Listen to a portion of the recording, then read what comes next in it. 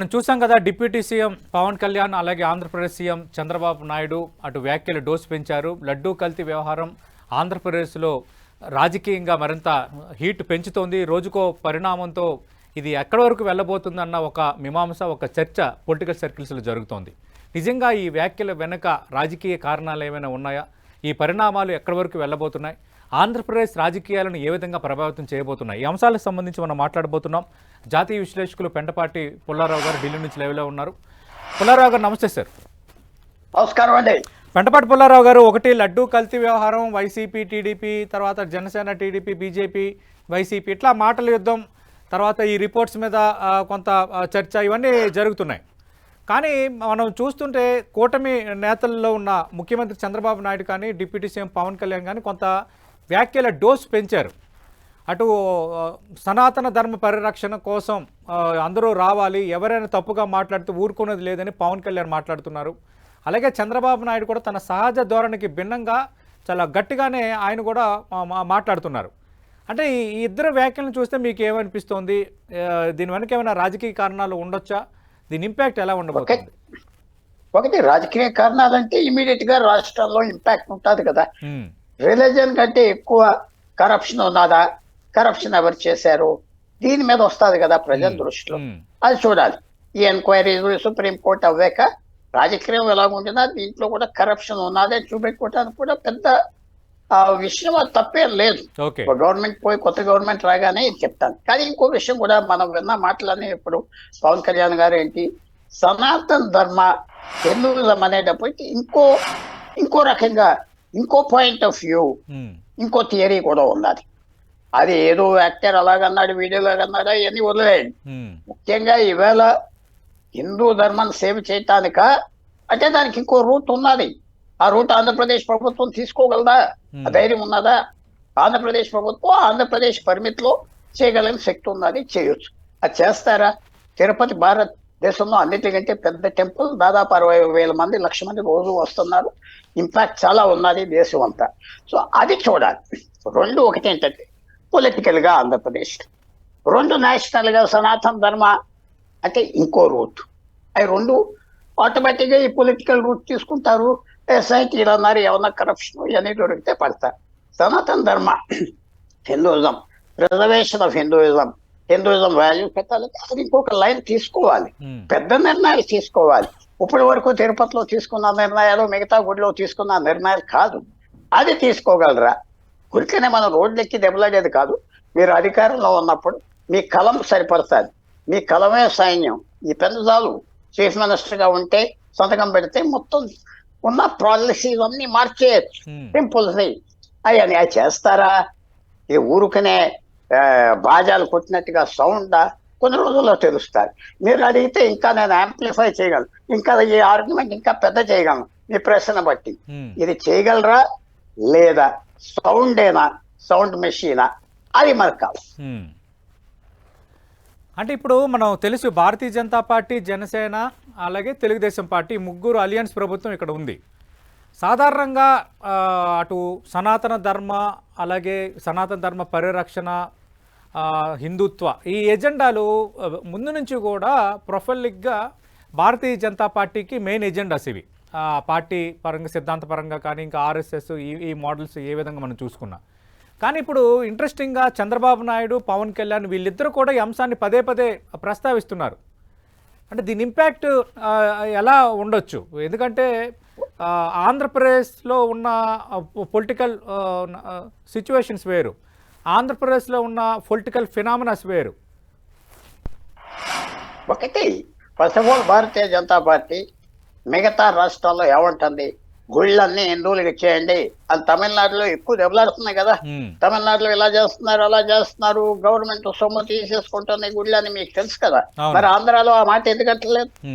ఆంధ్రాలో Bharatiya Janata party straight అవే తిరుపతిని, మన ప్రభుత్వానికి అధికారం ఉన్నది, మనం గవర్నమెంట్ ని విత్డ్రా చేద్దాం, ఇది ఒక పెద్ద ట్రస్ట్ పెడదాం, పెద్ద కార్యక్రమం చేద్దాం అని వదిలేయచ్చు కదా. ఎందుకు సైలెంట్ గా ఉంటున్నారు? ఇక్కడ ఈ రాష్ట్రంలో వాళ్ళకి ఎవరో మంత్రి కూడా ఉన్నాడు కేబినెట్ లో. అయితే రాష్ట్రానికి పాలసీలు వేరే పెట్టి, ఎక్కడైతే వాళ్ళకి అధికారం లేదో ఆ టెంపుల్స్ వదిలేయమంటారు, ఎక్కడైతే అధికారం ఉన్నదో కంటిన్యూ అవ్వమంటారు. సో అది మన భారతీయ జనతా పార్టీ చాలా విచారమైన పరిస్థితి, ఓకే. పాలసీ. రెండోది, మీరు నిజంగా హిందూయిజం డేంజర్ లో ఉన్నది అనుకుంటే కొంతవరకు ఉన్నది, ఎందుకంటే ఈ కన్వర్షన్స్ ఎన్ని అవుతున్నాయి ఎంత చూస్తున్నాం కాబట్టి. హిందూయిజం ఒక different kind of religion. Islam క్రిస్టియానిటీకి వారికి తెలిసింది పవన్ కళ్యాణ్ గారికి వాళ్ళ కాంగ్రిగేషన్ రిలీజన్స్. కాంగ్రిగేషన్ అంటే జనం కలవటం. శుక్రవారం నాడు ప్రపంచంలో ముస్లింలు అందరూ కలుస్తారు ఒక చోట అంటే ఆ టైం.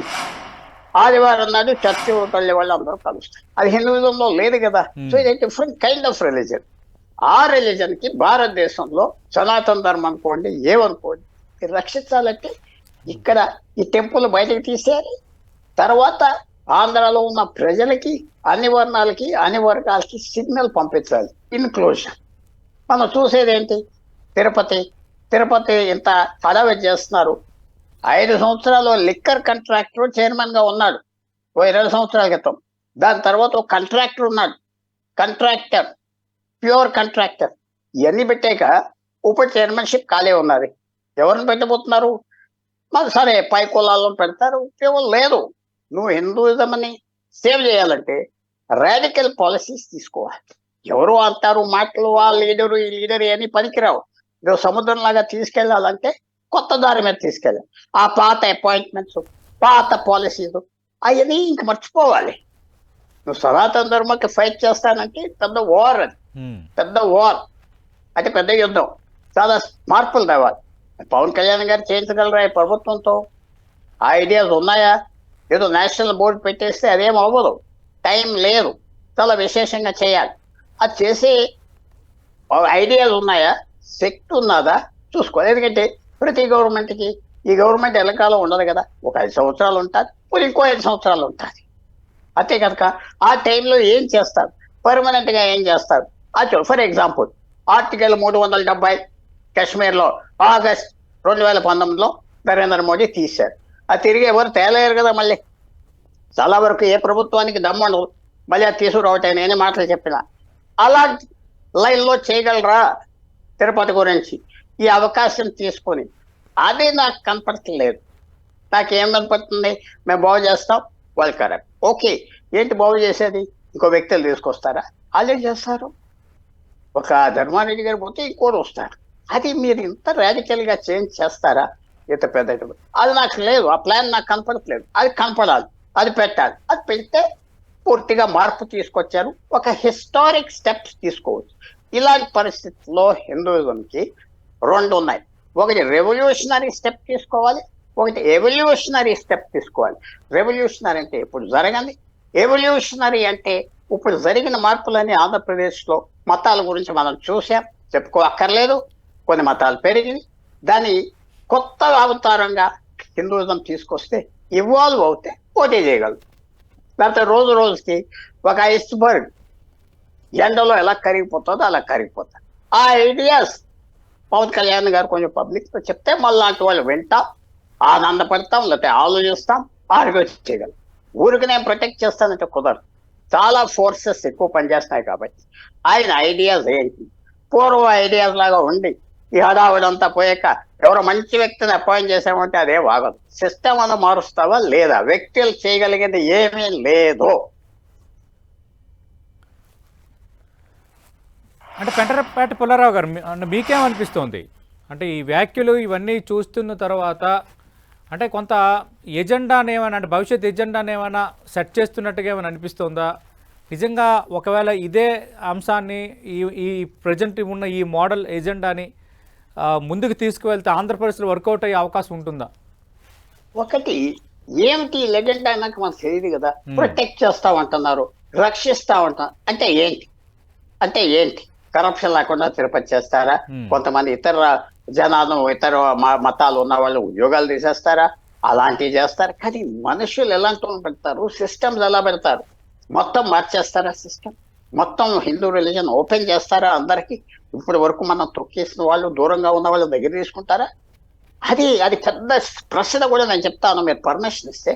ఇవాళ ఎన్ని తప్పులు చేసినా ఏం చేసినా నరేంద్ర మోడీ ఏం చేశాడంటే ట్రైబల్ జనానికి ఒక రాష్ట్రపతి ఇచ్చాడు, ఛత్తీస్గఢ్లో ముఖ్యమంత్రి ఇచ్చాడు, ఒరిస్సాలో ముఖ్యమంత్రి ఇచ్చాడు, హిందూ మతాన్ని ఫాలో అయ్యే పెద్ద మెసేజ్ పంపాడు. అలాంటి మెసేజ్ ఏమన్నా చేస్తారా ఇక్కడ తిరుపతి ద్వారా? లేకపోతే పూర్వం జరిగినట్టుగానే జరుగుతుందా? ఎవరో ఇంకో చైర్మన్ అపాయింట్ చేస్తారు, ఇంకో 50 మంది మెంబర్లు అపాయింట్ చేస్తారు, వీళ్ళ మంచోళ్ళు వాళ్ళు చెడ్డోళ్ళు, దాంట్లో చేంజ్ రాదు. మీకు మార్పు కావాలా, పర్మనెంట్ చేంజ్ కావాలా, లేకపోతే టెంపరీ రాజకీయం చేంజ్ కావాలా? అది ఆలోచించుకోవాలి. ఒక ఐడియా ఎంతవరకు ఆలోచించారు, ఈ ఐడియాకి ఎంత రూపం ఇచ్చారు మైండ్లో?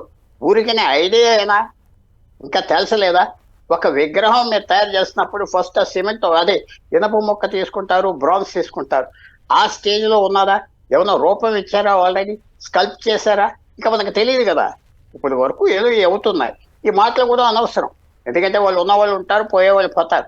మీరు పర్మనెంట్ లైన్ నువ్వు తీసుకోగలవా? ఆర్టికల్ 370 చేసినట్టుగా అలాంటివి తీసుకోగలవా? ఆ ఐడియాస్ ఉన్నాయా? లేకపోతే సేమ్ యాజ్ బిఫోర్, పూర్వంలాగానే కొత్త వాళ్ళని పెట్టాం, అది చాలా మంచోళ్ళు, వాళ్ళు ఏదో చేస్తారు అంటారా? దానివల్ల చేంజ్ రాదు, దానివల్ల రియాక్షన్ కూడా వస్తుంది ఆఖరి. అంటే రాజకీయంగా ప్రభావం ఏమో చూపుతుందా? రాజకీయంగా అటు టీడీపీకి కానీ జనసేనకు కానీ ఇది అడ్వాంటేజ్ పాయింట్ కావచ్చా? వాళ్ళు పెద్ద మార్పు తీసుకొస్తే నేను అనుకున్నట్టు మార్పు సమాజంలో ఇప్పటి వరకు వాళ్ళు ఏ కమ్యూనిటీస్ డామినేట్ చేశారో తిరుపతిని తగ్గించి కొత్త కమ్యూనిటీస్ని తీసుకొస్తే అది మార్పు వస్తుంది, పెద్ద లాభం వస్తుంది రాజకీయంగా. లేకపోతే మనుషులు మార్చారు, ఏదో ఆ మనిషి తీసే చాలా మంచోళ్ళని తీసుకొచ్చాం పెట్టారు అంటే అది పెద్ద మార్పు ఏం రాదు, రాజకీయ లాభం ఉండదు, అంతా మామూలుగానే అయిపోతాయి. ఇది ఒక పెద్ద అవకాశం వాళ్ళకి. టీడీపీకి పవన్ కళ్యాణ్ గారికి వాళ్ళు ఏమన్నా ఉపయోగిస్తారా? ఫ్రిక్టెడ్ అయిపోతుందా? అది మనం చూడాలి. వాళ్ళ ప్లాన్ ఏమన్నా ఉన్నదా? పాత ప్లాన్ అయినా, లేకపోతే ఎంతవరకు మేము రక్షిస్తామంటాం? నేను ఇందాక చిన్న విషయం చెప్పా, 5 సంవత్సరాలు మీకు అధికారం ఉన్నంత వరకు మీ మార్పు సాగుతుంది, కొన్ని మార్పులు చూపెట్టవచ్చు. పర్మనెంట్గా చేసేది ఐడియా ఉన్నదా మీకు? లేదా? ఏ మార్పు తీసుకొస్తారు ఆంధ్రప్రదేశ్లో? అది ఇంకా మనకి తెలియట్లేదు కదా, కనపడట్లేదు కదా. మేము క్లీన్ చేస్తాం, ఎస్ఐటీ పెట్టాం, లంచాలు తీసుకున్న వాళ్ళని కరప్ట్ చేస్తాం, పట్టండి, తప్పులేదు, మా ఆనందపడదాం అందరూ. కానీ అది మార్పు కాదు కదా, అది రూటీన్. అది రూటీన్, విజిలెన్స్, కరప్షన్ పడతాం. ఇది కొత్త ఏంటి నీ లైన్? అది మనకు చెప్పట్లేదు కదా, వాళ్ళకి తెలుసో తెలీదు. నీ లైన్ ఏంటి? నీ మార్పు ఏం తీసుకొస్తావు పర్మనెంట్గా? అది లాభం కూడా వస్తుంది రాజకీయంగా. ప్రజల్లో కూడా మార్పు వచ్చింది, ఈ చేంజెస్ తీసుకొచ్చారు. ఏంటి ఆ చేంజెస్? ఎక్కువ భోజనాలు పెడతావా తిరుపతిలో, లేకపోతే ఏదో కన్సెషన్స్? అది కాదు, మొత్తం ఆ టెంపుల్ ఎలాంటి డైరెక్షన్ వస్తుంది హిందూయిజం, అది మనకు కనపడాలి. అంటే ఓకే, తిరుపతిలో చేపట్టబోయే సంస్కరణలు తిరుపతిని ఇక నుంచి పరమ పవిత్రంగా అన్ని రకాల ఎలాంటి సమస్య కూడా ఉండదని చెప్పటం వేరు, దానికి సంబంధించి రేపు తీసుకోబోయే కార్యక్రమాలు అదొక ఎత్తు. అంటే రాజకీయంగా ఈ వ్యాఖ్యలు చేస్తుండడం అనేది ఎంతవరకు ప్రభావం చూపించవచ్చు అనేది నా ప్రధాన ప్రశ్న. రాజకీయంగా ఏంటంటే ఇప్పుడు ఎక్స్పెక్టేషన్లు ఉంటాయి కదా జనానికి, ఏదో ఐడియా వచ్చేస్తుంది, గొప్ప ఐడియాలు, గొప్ప మార్పులు. ఆ మార్పులు రాకపోతే డిసప్పాయింట్మెంట్ వస్తుంది. ఇప్పుడు ఆ లెవెల్కి తీసుకొచ్చాక మీరు ఏం చేయబోతున్నారు? ఎస్, కరప్షన్ చేశారు, వాళ్ళు అరెస్ట్ చేస్తే అది పెద్ద రూటీన్ అంటున్నాను ప్రజల్లో. మార్పు అనేది ఏంటంటే పర్మనెంట్ మార్పు, ఇర్రివర్సిబుల్ మార్పు. 300 ఆర్టికల్ 70 కాశ్మీర్లో తీశారు, 1947లో పెట్టింది తీశారు, 48లో పెట్టారో తీశారు. అది పెద్ద మార్పు వచ్చింది. అలాంటి మార్పు తీసుకొస్తే తిరిగి లేకుండా ముందరికి వెళ్తాను. హిందూ ధర్మ ఎలా రక్షిస్తావు? ఇది వేరే మార్పు తీసుకొస్తావా? తిరుపతి మోస్ట్ ఫేమస్ టెంపుల్ భారతదేశంలో, అక్కడే మార్పు వచ్చింది అనుకో, అక్కడే ఇంక్లూజివ్గా చూపెట్టావనుకో, ఇప్పటి వరకు మనం ఎవరినైతే వదిలేసావో వాళ్ళకే మేనేజ్మెంట్ ఇచ్చావనుకో, వాళ్ళని మొదలు తీసుకెళ్ళి మనం మెసేజ్ వచ్చేస్తుంది దేశం అంతా. ఇప్పుడు మీరు గవర్నమెంట్లో లేనంత వరకు బీజేపీ టెంపుల్ తెచ్చేయండి ఎందుకు అంటున్నారు. ఇప్పుడు ఎందుకు సైలెంట్ గా ఉన్నారు వాళ్ళు? ఎవరు మాట్లాడట్లేదే? నీ అధికారం, నీ కుర్చీ, నీ గవర్నమెంట్ కార్లు ఇష్టం కాబట్టి మాట్లాడుతారు.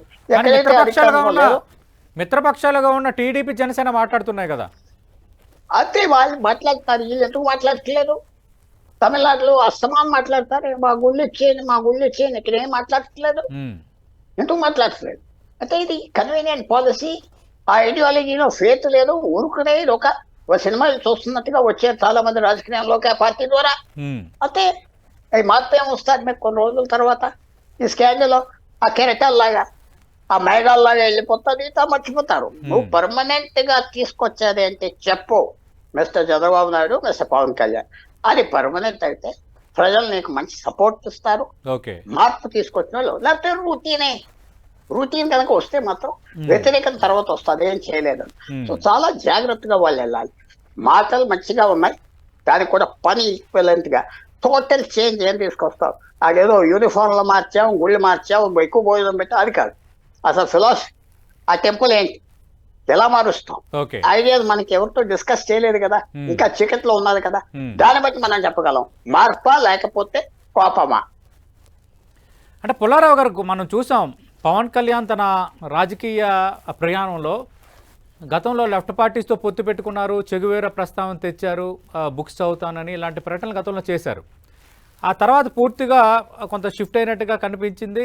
తర్వాత మొన్న అధికారంలోకి వచ్చారు. ఇప్పుడు సనాతన ధర్మ పరిరక్షణ, అలాగే ఇలాంటి టెంపుల్స్, వీటన్నిటిని పరిరక్షించడానికి దేశవ్యాప్తంగా ఒక జాతీయ బోర్డు ఉండాలి, ఇలాంటి చాలా కీలక వ్యాఖ్యలు చేస్తున్నారు. ఇప్పుడు ఆయన డిప్యూటీ సీఎం హోదాలో ఉన్నారు, దేశం అంతటికి తెలిసిన ఒక నటుడు, భారతీయ జనతా పార్టీకి అత్యంత ఇష్టమైన మిత్రపక్ష నేత.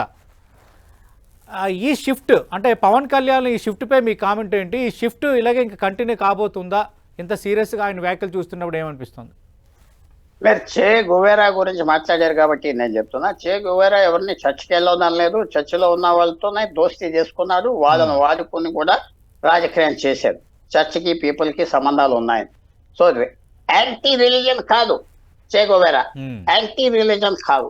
పవన్ కళ్యాణ్ కూడా మన చారిటబుల్గా యాంటీ రిలీజియన్ కాదు. దీనివల్ల ఏదో లైన్ మారిపోతుందని కాదు. ఆయన ఈ దేశంలోనే ఇలా తప్పేం లేదు. ఒక రిలీజన్ మోడర్నైజ్ అవుతుందా, ఒక రిలీజన్ కొత్తగా విషయాలు వచ్చి మార్పు వస్తుందా, తప్పలేదు. అది మంచిగా ఉపయోగపడదు. మోడర్నైజ్ అవుతే సమాజంలో యూనిటీ వస్తుంది, చాలా యూనిటీ వస్తుంది. సో నేను ఇందాక చెప్పింది ఏంటంటే, నీ ఐడియాస్ ఏంటి అది మనకు తెలియదు కదా. నీ ఐడియాస్ ఏమొస్తాయి, ఏం పెడుతున్నావు, అది బయటకు వస్తే మనం కమెంట్ చేయొచ్చు. ఇప్పుడు ఏంటి ఇలా చేస్తాం అలా చేస్తాం అంటాం, అంతవరకు. అది యాక్టివ్గా మంచి ప్లాన్స్ కనుక లేకపోతే రియాక్షన్ వస్తాయి. ఇది చాలా ప్రమాదమైన రూట్ తీసుకున్నారు. సక్సెస్ఫుల్గా వెళ్ళాలి ఈ రూట్ మీద చంద్రబాబు నాయుడు, పవన్ కళ్యాణ్. ఐడియాస్ బాగుండాలి. అన్నీ చేసి మరి పాత మనుషులు అలాంటి చైర్మన్ ఇలాంటి చైర్మన్ ఏదో జడ్జిని తెచ్చాం, వాడు బాగున్నదండి, మంచిగా చేసేటండి, ఎక్కడ అవన్నీ కుదరవు. నువ్వు మొత్తానికి వేరే డైరెక్షన్ ఇవ్వగలవా, ఇస్తావా, అది బాగా చూడు. అంటే హిందువులందరూ కలిసి రండి, ధర్మానికి అన్యాయం జరిగేటప్పుడు సనాతన ధర్మంపై అందరూ తక్కువగా మాట్లాడుతున్నప్పుడు అందరూ పోరాడాలని పవన్ కళ్యాణ్, చంద్రబాబు నాయుడు మాట్లాడుతున్నారు.